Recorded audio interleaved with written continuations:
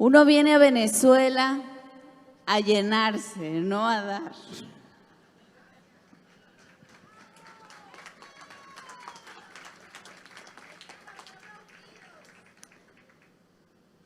Muchísimas gracias. Pues, a ver, así, ahí está. Me da muchísima alegría estar nuevamente con comuneras, con comuneros en este país que queremos tanto, esta revolución que es una inspiración para todo el mundo.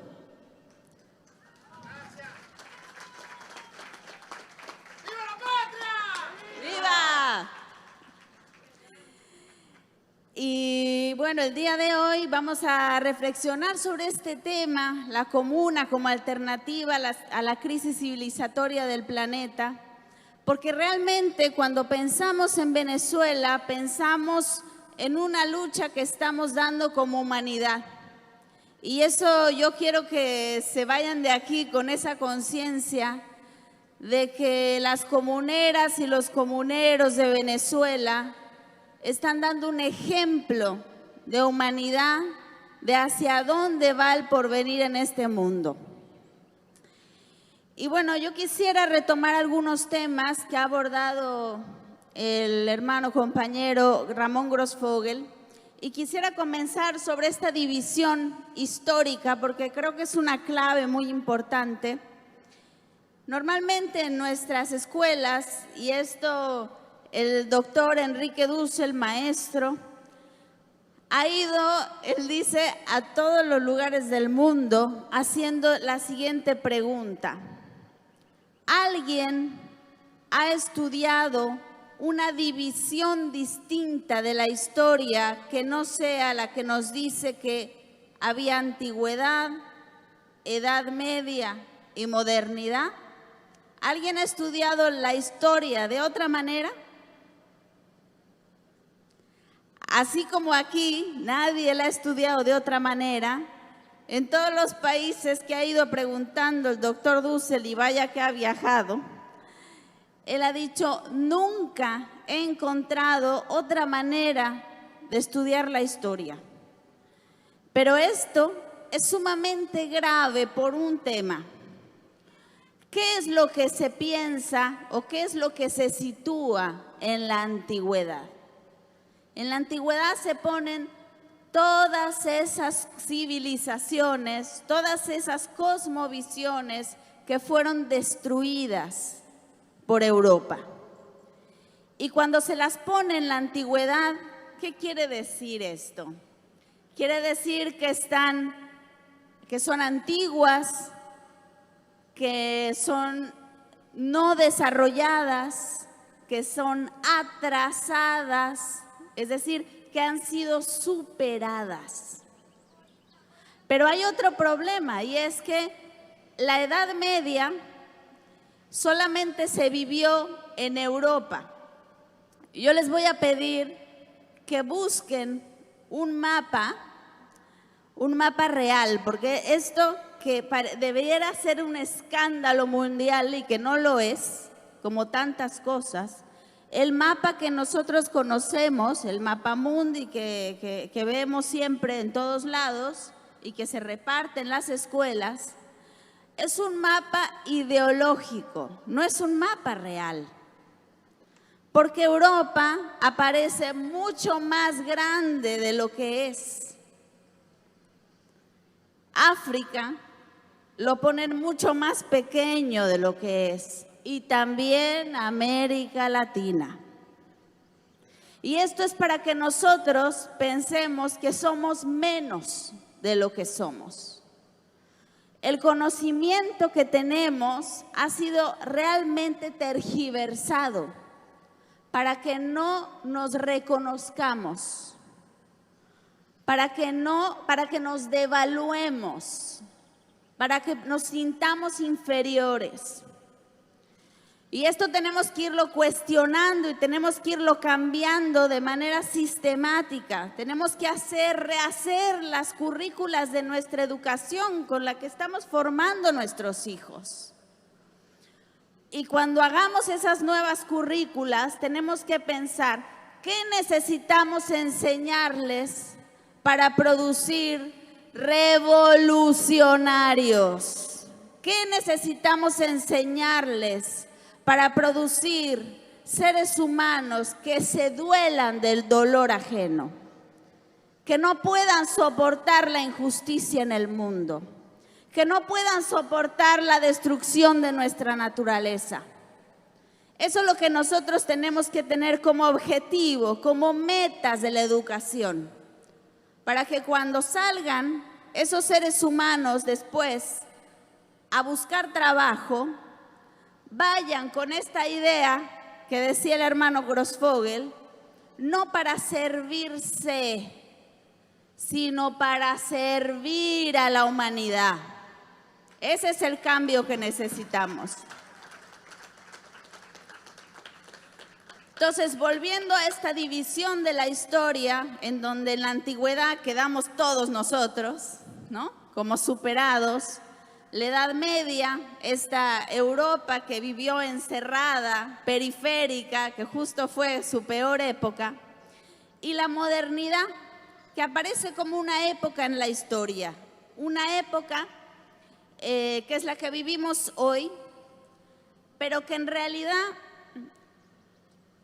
y esto es lo que ojalá que pudiera quedar claro el día de hoy. ¿Qué significa modernidad? Significa una época, ciertamente, pero significa la época en que Europa se impuso a todo el mundo. Impuso su manera de ver las cosas, su modo de conocimiento, su manera de valorar lo bello, su manera de decir qué es lo bueno. Y eso es lo que nosotros vamos aprendiendo. Entonces, por eso, cuando hablamos de modernidad, y es esto una palabra muy engañosa, como decía el hermano Grossfogel. ¿Por qué? Porque cuando decimos, no, tenemos carreteras modernas, ¿qué quiere decir? Que están lindas, que están bien hechas, ¿no? Cuando decimos, nuestro hospital se ha modernizado. Pero yo les voy a traer otro concepto, que es un concepto que enmarca lo que no se dice de la modernidad. Porque lo moderno, o sea, lo moderno así con todas sus letras, es lo europeo. Y eso se nos vende como lo más desarrollado, como lo más universal, como lo más racional, como lo más verdadero, como lo último. Ahora, vamos a ver cómo se impuso la modernidad. Y aquí el hermano Grossfogel ha hecho todo un recorrido histórico. Podríamos decirlo en dos palabras. Se impuso por la espada. 3. Se impuso por la espada. Ahora, la verdad tendría que imponerse por la espada. Y sin embargo, se impuso. Pero se pone ahora como si fuese lo más verdadero, y es bueno, la religión verdadera, ¿no? Y traían la espada con la cruz. Y eso fue lo que se nos fue enseñando. Y de ahí comenzó todo un proceso de rediseño de todas las realidades no europeas. Fueron sepultando nuestras culturas. En México, por ejemplo, fue clarísimo, pero esto pasó en todo el continente. Los lugares sagrados de nuestras culturas originarias fueron cubiertas y encima pusieron sus iglesias. Una religión del amor haría eso. Una religión verdadera haría eso. No. Entonces, para poder hacerlo, tuvieron que darle vuelta a la idea del cristianismo, porque el cristianismo era una religión para liberar a los pobres. Y por eso era revolucionaria. Y por eso Chávez traía un Cristo con él. Porque ese es el cristianismo de los pobres, para liberar, no tenemos que soportar ninguna dominación. El ser humano es digno, es sagrado. Y eso tenemos que hacerlo vida, política, economía, educación. Pero para poder hacer lo que hicieron, tuvieron que agarrar ese cristianismo y darle vuelta. Y entonces ahora, en lugar de que fuera una religión para liberar a los pobres, fue una religión para dominar a los pobres y para poder ponerse como enviados hijos de Dios los ricos. Pero esto sigue. O sea, si nosotros vemos en radiografía la modernidad es esta religión de dominación, pero ahora ya no se habla de espiritualidad, ya no se habla de Dios, ahora se habla del Fondo Monetario Internacional, del Foro Económico de Davos. Esos son los dioses de esta religión que llamamos modernidad. Pero esta religión que llamamos modernidad tiene también cultos que nos llevan el fin de semana muy religiosamente a los grandes malls, a los grandes centros, que son sus centros de adoración, a conseguir una mercancía, aunque sea chiquitita, para poder cumplir con ese Dios del capital. Pero ¿qué pide ese Dios? Pide lo más sagrado que hay. Pide sacrificios humanos. Y pide sacrificio de la naturaleza. Es una religión sacrificial. Necesita matar para poder vivir. Esos son los dioses de la modernidad. Entonces, cuando hablamos de descolonizarnos, hablamos de sacarnos, como bien decía el hermano Grossfogel, ese colón que se nos quedó en la cabeza, porque el otro lo mandamos de vuelta, ¿no? El otro lo sacamos con las independencias, pero se nos quedó metido como espíritu y ahora hay que exorcizarnos ese espíritu, hay que sacarlo desde dentro. ¿Y dónde lo vemos ese espíritu? Lo vemos de muchas maneras, pero se va camuflando. Lo vemos, por ejemplo, cuando volteamos a ver al hermano indio y lo vemos desde una superioridad, desde la superioridad del blanco. Porque así como Colón, así como los españoles miraban a nuestros pueblos con superioridad, así también se quedó esa misma visión entre nosotros. Y por eso nos vamos clasificando unos a otros con el color de la piel. Y entonces pensamos que el blanquito tiene derecho a tener un rango más alto y que el indio sabe menos, que el negro sabe menos, que es menos capaz. Ese es el colón que se nos quedó dentro.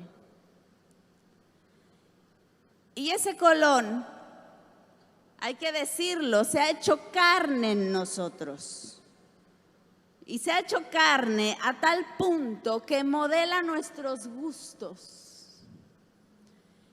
Y por eso, por ejemplo, las mujeres queremos ser como las europeas. Porque nos vemos con los ojos de ellos. No podemos ver la belleza nuestra, sino que toda la belleza la vemos a partir de Colón, la vemos a partir de Europa. Y desde ahí nos reflejamos y nos vemos y decimos, bueno, no me parezco, pero me quiero parecer, ¿no? Entonces, se vuelve estética, se vuelve gusto hasta de sabores, ¿no? Y por eso nos comemos también el glutamato monosódico felices, para que sepa rico, aunque nos mate, aunque sea cancerígeno. Igual se lo damos a nuestros hijos, porque sabe rico.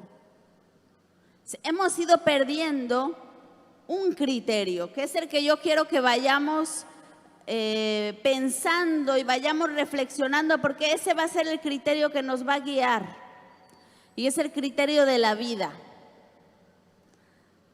Hay un libro que a lo mejor ustedes conocen y que dice en múltiples ocasiones: pongo delante de ti la vida o la muerte. Escoge pues la vida. De eso se trata.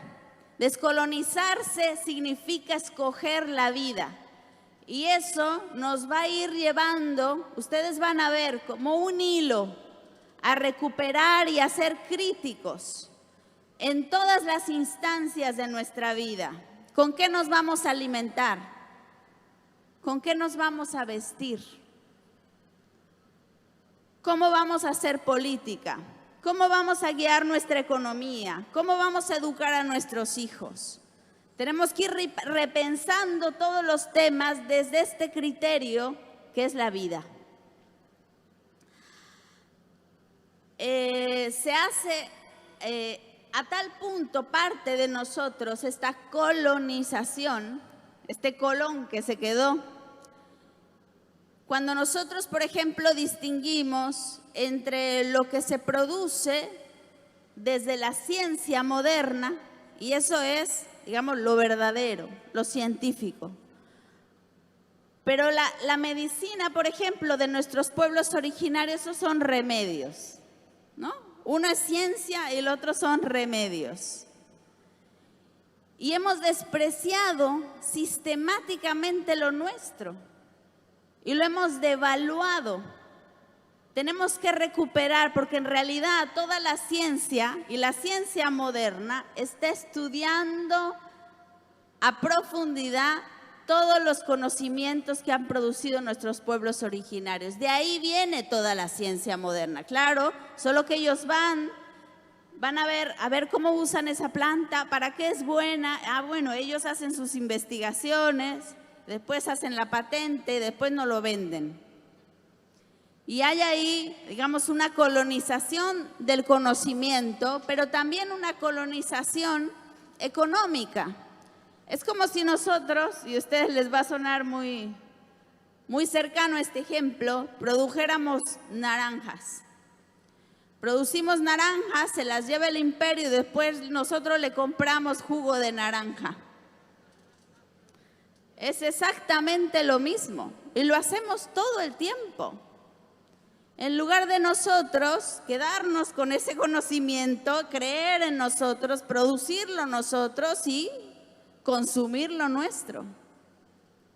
Pero si viene de allá y con un etiquetado en inglés, pensamos que es más nutritivo. Entonces, eso es también colonización. El arte también, lo que producen nuestros pueblos originarios se considera artesanía. Pero lo que ponen en los museos, así sea un excusado, cagado, perdón, pero eso es arte. Y acá fíjense, nuestros pueblos originarios no hacían producciones, digamos, estéticas para admirar. Hacían producciones estéticas para vivir, para ponerse la historia de su pueblo en una blusa, para reconstruir la historia de la comunidad en una pared, para recordar, para reconocerse como comunidad, para vivir bonito. Porque de eso se trata, de vivir bonito.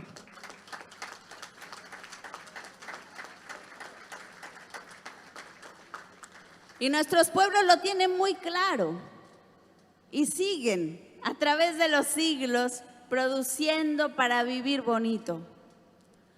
Tenemos que recuperar también ese arte, que no es el arte fetiche, que nos dicen que vale 1,000 millones una obra, que es un excusado como el que les he dicho en el museo. Esas cosas pasan, no es un ejemplo descabellado. Y bueno, efectivamente el enemigo que antes estaba afuera de nosotros, que llegó en sus carabelas con la espada, se quedó, después de que lo mandamos de vuelta con sus carabelas, se quedó porque no solamente bajó o bajaron de esas carabelas personas. Bajaron con toda su espiritualidad. Y esa espiritualidad, cuando los mandamos de vuelta, se quedó aquí. Y esa es la espiritualidad de la que hay que exorcizarse. Esa es la descolonización que tenemos que hacer. Porque ya no está Colón, ya no está ahí con la espada en la mano. Y sin embargo seguimos obedientes. Eso es lo más preocupante. Entre nosotros nos corregimos, entre nosotros nos vamos llevando por ese camino. Entonces tenemos que hacer, en México le llamamos una revolución de las conciencias. Esta revolución bolivariana tiene que ser una revolución comunal y una revolución de las conciencias también, porque hay que producir esa conciencia comunal. Ahora, ¿qué significa conciencia comunal? Eso es lo que hay que pensar ahora. ¿Qué significa pensar comuna? Que cada uno de nosotros sea un actor comunal. Porque parte de esa colonización europea ha significado que cada uno nos veamos unos a otros como individuos. ¿Y qué hace el individuo? El individuo ve por sí mismo. El individuo busca su propio interés, se rasca con sus propias uñas, como decimos.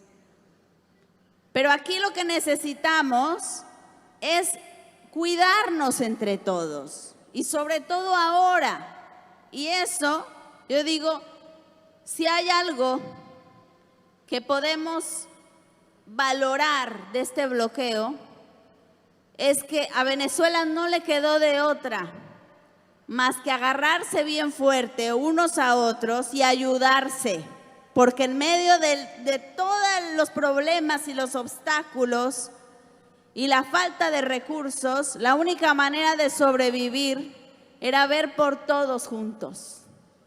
Ahora, esto tenemos que hacerlo no solamente en la carencia, tenemos que hacerlo siempre, tenemos que hacerlo como modo de vida. Y por eso la descolonización no es algo solo que se lleve a cabo, digamos, como un proceso reflexivo. Cuando hablamos de que es una revolución de las conciencias, no me refiero a que cada uno esté ahí en su conciencia tratando de cambiar. No. Para poder cambiar la conciencia, hay que cambiar el modo de vida. ¿Cómo estamos viviendo? ¿Cómo estamos reproduciendo la vida? ¿Qué es lo que comemos? ¿Qué es lo que consumimos? Es decir, es en la práctica, es en la acción, en cómo nos ponemos de acuerdo entre nosotros. Ahí es donde va cambiando la conciencia. Como cuando le decimos a los niños, ¿no? Nosotros queremos que aprendan por los discursos que les damos, pero no, ellos aprenden porque nos ven cómo vivimos, por lo que hace mamá todo el tiempo. Y eso es lo que realmente se les queda. Si uno da discurso y vive de otra manera, no cambia la conciencia, se queda igual.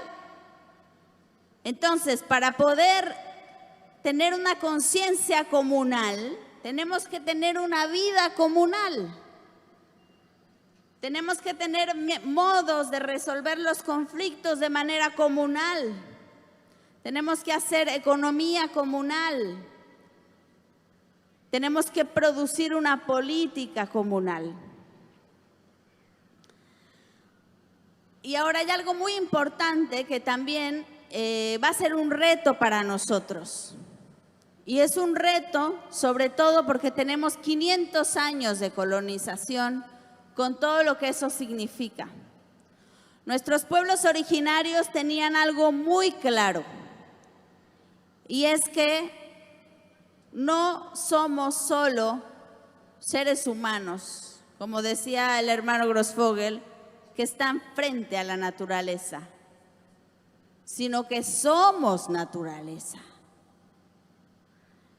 Y yo les voy a traer aquí unos números para que nos demos un poco de cuenta de lo que esto significa, porque cuando yo lo leí, realmente me quedé ahí como embelesada pensando en cómo tendría que esto saberlo todo el mundo. Decía en una ocasión Enrique Dussel, el filósofo de la liberación, que la vida tiene 3.500 millones de años. O sea, la primera célula que nació a la vida tiene 3.500 millones de años. A partir de ese momento, o sea, de que surge la primera célula viva, hasta el día de hoy, la vida ha vivido de manera ininterrumpidamente. O sea, somos todos los que estamos aquí, los que vienen de las generaciones anteriores, una misma vida. Todos venimos de ese mismo origen, aunque nos veamos individuos. Pero en realidad nos vemos individuos porque ya tenemos conciencia moderna. Tendríamos que ser capaces de mirarnos con esa conciencia de que somos una misma vida, todos juntos. Pero no solo los que estamos hablando aquí el día de hoy. Este es un hoy que viene desde hace 3.500 millones de años. Y un día, hace 150.000 años, nos nació la conciencia como vida. Es decir, la vida comenzó a desarrollarse, a complejizarse, ¿no? De ser una sola célula se volvió un ser pluricelular y después las plantas, los animales, cada vez más compleja. Hasta que llegamos nosotros. Es decir, hasta que llegó la vida a volverse consciente de sí misma. Nosotros somos la vida consciente. Somos la naturaleza consciente. Pero entonces también somos la naturaleza autorresponsable. Porque la razón es una astucia que desarrolló la vida para poder vivir. Si ustedes se fijan, no tenemos grandes colmillos, grandes garras, grandes nada. Somos el ser más desvalido de esta tierra, pero tenemos en nuestras manos la responsabilidad de la vida toda por esta conciencia que tenemos. Y esa es la conciencia que tenemos que hacer nacer ahora. Y por eso yo digo, esta revolución se ha dado cuenta de que lo que nos estamos jugando hoy en día es el futuro de la humanidad, porque este modo de vida moderno nos va a llevar a la destrucción si no hacemos algo. Y está en nuestras manos.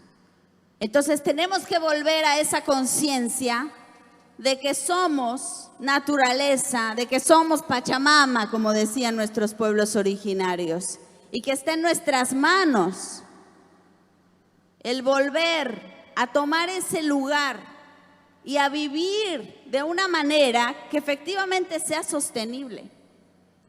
Este mundo moderno del plástico, del consumo, de la insaciabilidad, no es posible, no es factible en el tiempo. Porque esto va a producir una cantidad de basura que ya no vamos a poder manejar y al final se viene la catástrofe. Entonces, por la vida por la que tenemos que tomar decisiones políticas, económicas, de educación. Por eso les decía yo al principio, ese es el criterio que ahora tenemos que recuperar. Es una cuestión de vida o muerte. Y la modernidad, que es este modo de pensar de esta época que se nos impuso desde Europa, ¿cuál es su criterio? Su criterio es el aumento de la tasa de ganancia, aunque le vaya la vida en eso. Y es además el individualismo en donde nos han metido y que se ha vuelto educación, y que se ha vuelto economía, y que se ha vuelto política. Se ha vuelto modo de ser, se ha vuelto sociedad. Entonces, la sociedad moderna es el modo de organizarse en donde cada uno busca su propio interés, cada uno ve por sí mismo nada más. Entonces, una lucha de todos contra todos. Nuestras comunas no pueden ser eso. Tenemos que abandonar ese individualismo, tenemos que renacer a una conciencia comunal, en donde veamos por la vida y por la vida de todos, porque además hay que decirlo, la vida solamente puede ser comunal. Ahora sí que cuando decimos comuna o nada, es así. Porque es vida o nada. Eso significa comuna o nada.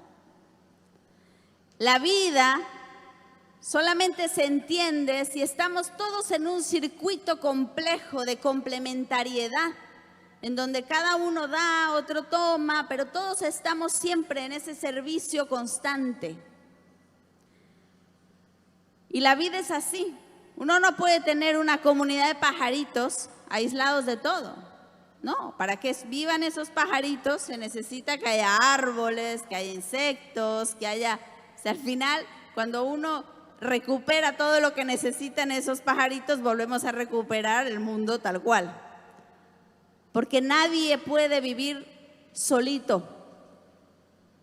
Nos complementamos. La vida se necesita variedad, necesita diversidad. Es la unidad en la diversidad. Y esa unidad en la diversidad tenemos que también aprenderla en lo político, porque no todos vamos a pensar igual. Comuna no significa que todos pensemos igual. Significa que todos aprendamos nuestro lugar, que todos aprendamos a abonar desde el lugar en el que estamos, desde la visión en la que estamos, y que podamos sumar a la vida. No significa uniformidad. Eso tiene que estar muy claro, porque en la modernidad sí se nos enseña uniformidad. El individuo está llamado a la uniformidad. La comuna no. La comuna está llamada a la diversidad, a la unidad en la diversidad. ¿Y cuál es esa unidad? ¿Cuál es ese criterio que al final nos estructura y nos pone orden? Donde nos medimos, donde nos nivelamos, es en la vida. Y fíjense, si uno piensa, ¿no?, este origen del ser humano, y uno lo empieza a reflexionar en torno a esta vida que se volvió consciente, que ahora es autorresponsable, ¿de dónde viene la palabra humano? Viene de humus, viene de tierra, porque somos tierra y desde ahí tenemos que empezar a pensarnos. Tenemos que reflexionar todo lo que hagamos desde ese lugar de la comunidad y de la tierra que somos. Y así iremos venciendo poco a poco, porque no es por decreto, nada se logra por decreto, sino que es una práctica. Así como hemos aprendido a ser modernos, a ser individualistas y egoístas, ahora tenemos que desaprenderlo y aprender a ser comunales. Y eso, bueno, va a ser poco a poco. Pero hay otra cosa también que tenemos que recuperar en esta comunidad de vida. Dicen nuestros pueblos originarios, y hay un filósofo que estaba justamente reflexionando desde ese lugar, también un militante de esta revolución bolivariana, filósofo boliviano que se llama Juan José Bautista, que él decía: la comunidad de vida tiene 3 parientes: los seres humanos, la naturaleza y los ancestros. Y los ancestros son nuestra historia y son el sentido que nos da el hoy aquí. Y ustedes lo saben muy bien porque Chávez está hoy aquí y es parte de la comunidad de esta revolución bolivariana. Y lo sabemos aquí, lo sentimos aquí. Y hay que convocar a todos esos ancestros porque ellos son también la fuerza que nos va a permitir transformar. Y siempre hay que convocarlos. A mí me ha conmovido profundamente cuando empezamos esta ceremonia y escuché a Chávez cantar el himno nacional. Estaba yo como diciendo, qué impactante que es este pueblo. Que realmente en todas sus voces escuchaba yo la voz de Chávez y diciendo, está aquí, realmente se volvió millones y a mí me da mucha alegría poder ser parte también de este esfuerzo.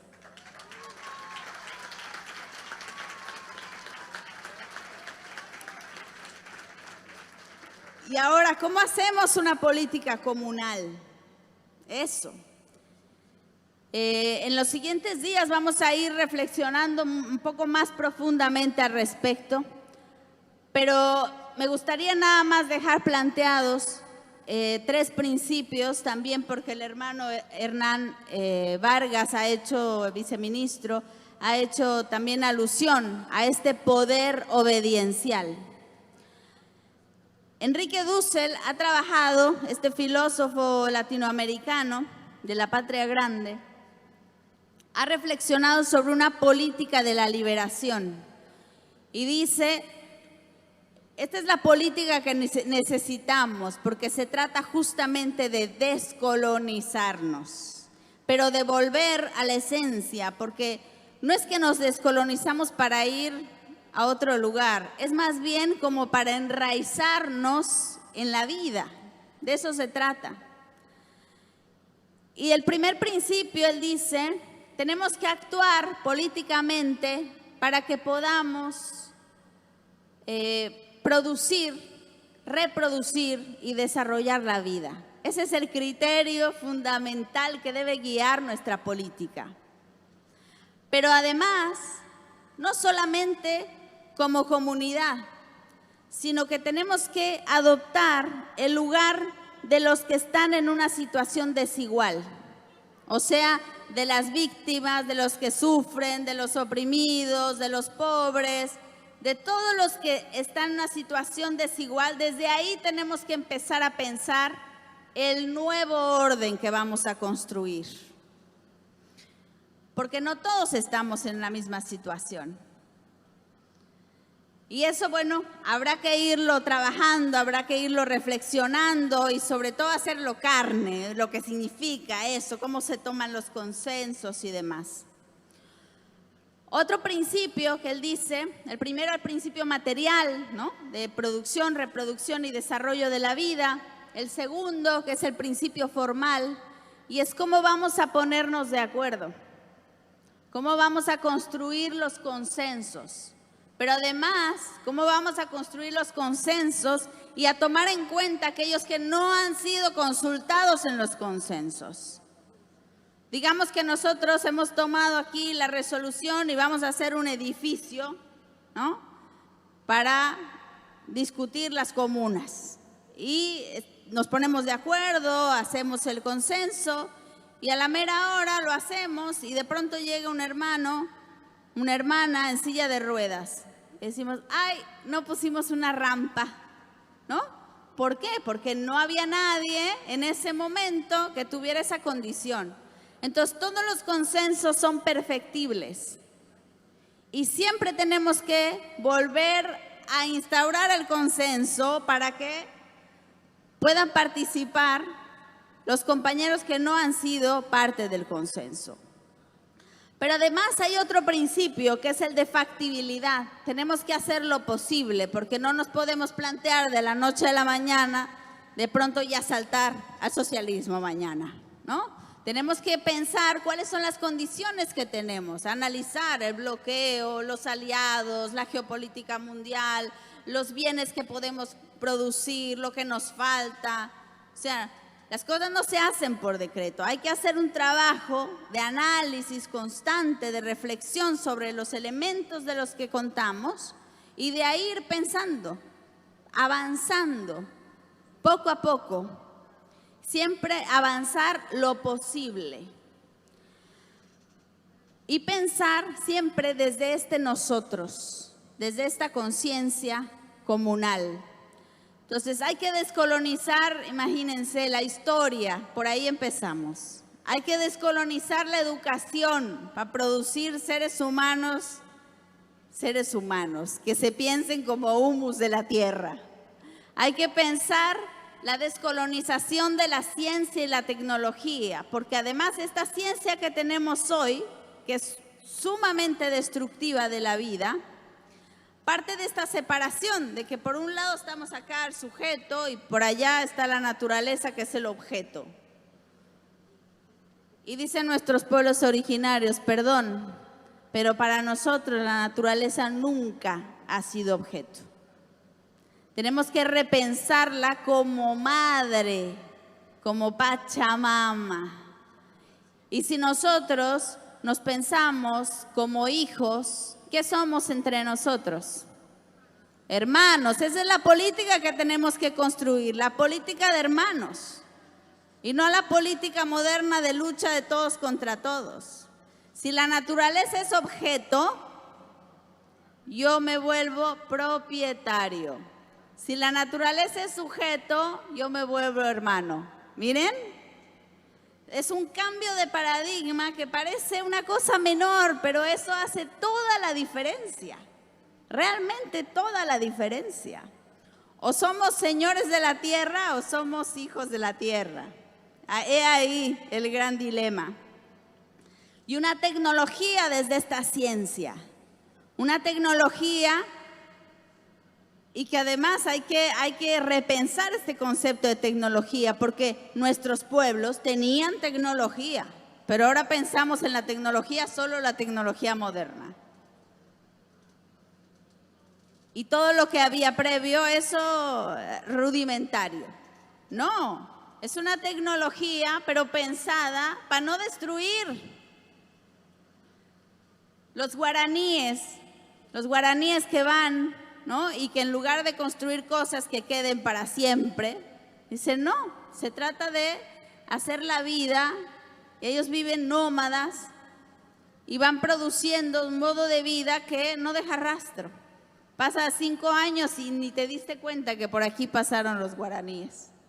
Es otro modo de vida. Entonces, ¿cómo vamos a nosotros estructurar la vida para que nuestro paso por la tierra no deje ahora sí que los restos de plástico otros 10,000 años? Una descolonización de la racionalidad. La racionalidad esta que decimos es una racionalidad que si lo pensamos en serio es una astucia de la vida, es una racionalidad de la vida a la que hay que pensar. Pero lo que tenemos ahora, que es lo que ha desarrollado la modernidad, es una racionalidad instrumental. Esa es la que hay que combatir. Porque los instrumentos está bien que nos pueda servir para lograr ciertos objetivos, pero si no tenemos como criterio la vida, entonces vamos a construir cualquier instrumento. Y entonces vamos a agarrar y con nuestra racionalidad instrumental vamos a producir una bomba atómica capaz de destruir la vida en la Tierra. Y eso nos dicen que es racional. Es racional. No es racional, desde la vida es irracional. Pero ahora, ¿cómo es que la racionalidad moderna lo produce y además lo ve como racional? O sea, tenemos que empezar a resignificar todos los conceptos, poner el mundo de cabeza. Una descolonización de la economía